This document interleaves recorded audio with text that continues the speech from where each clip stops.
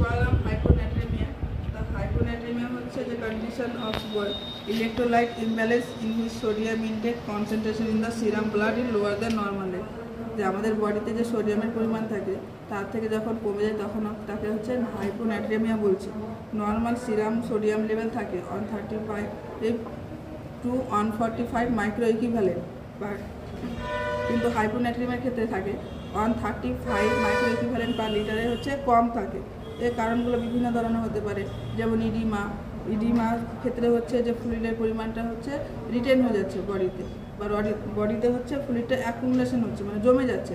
এর ফলে কি হচ্ছে যে সোডিয়ামের পরিমাণটা হচ্ছে কমে যাচ্ছে, বা হচ্ছে সোডিয়ামের পরিমাণ কম খেলে ল্যাক অফ সোডিয়াম ইনটেক, বা লিভার সিরোসিস, ভমিটিং বা এক্সেসিভ সোয়েটিং, যে প্রচুর পরিমাণ যখন ঘামের সঙ্গে সোডিয়ামের পরিমাণটা হচ্ছে বেড়ে যায় তখন দেখা যায়।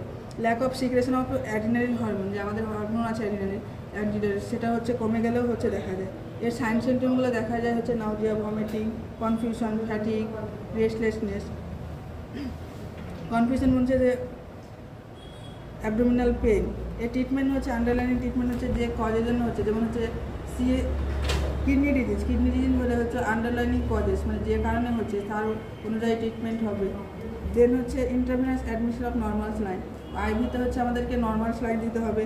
Increase sodium intake in diet, সোডিয়ামের পরিমাণ যেহেতু কমে যাচ্ছে তখন হচ্ছে সোডিয়ামের পরিমাণটা খাবারের সঙ্গে বাড়িয়ে দিতে হবে।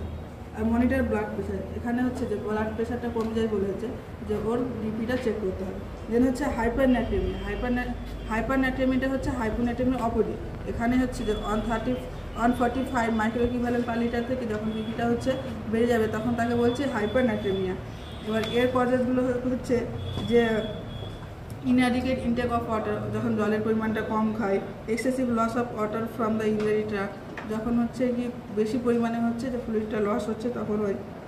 দেন সিভিয়ার ওয়াটারি ডায়রিয়া, যখন হচ্ছে প্রচুর পাতলা পায়খানা হয় তখনও হচ্ছে যে এই হাইপারনাট্রেমিয়াটা দেখা যায়। এর সাইন সিমটমগুলো হচ্ছে লেথার্জি হবে, ইরিটেবিলিটি হবে, উইকনেস হবে,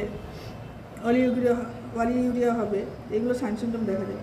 এর আন্ডারলাইনিং ট্রিটমেন্ট হচ্ছে যে সোডিয়ামের পরিমাণটা হচ্ছে সল্ট রেস্ট্রিক্টেড ডায়েট যাকে বলে, মানে সোডিয়ামের পরিমাণটা হচ্ছে কম খেতে হবে বলতে হবে। ডেইলি ওয়েট মেনটেন করতে হবে।